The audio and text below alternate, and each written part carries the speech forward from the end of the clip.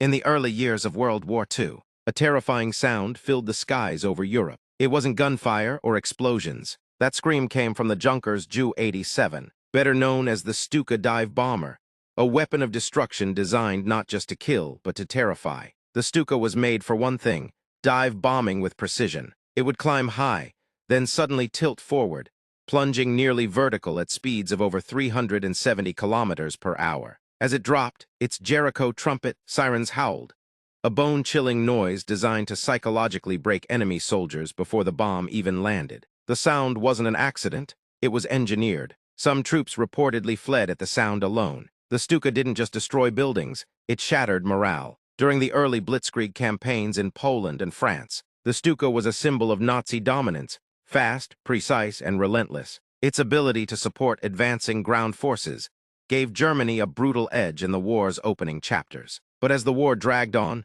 the Stuka's dominance faded. It was slow, poorly armed, vulnerable to faster Allied fighters. The very sirens that once terrified the world now gave away its position. And so, ironically, the scream was silenced.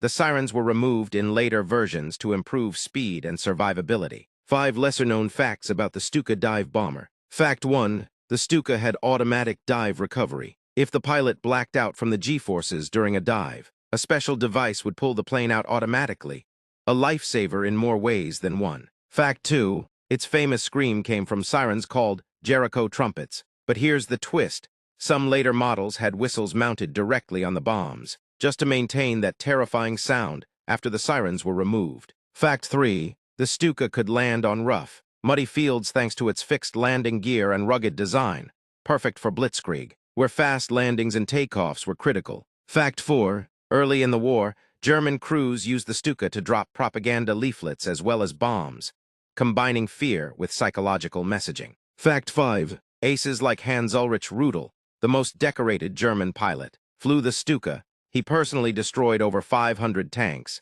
ships, and even sank a Soviet battleship, all in this so-called slow bomber. It wasn't the bomb, it was the scream before the bomb that made the Stuka a legend of fear.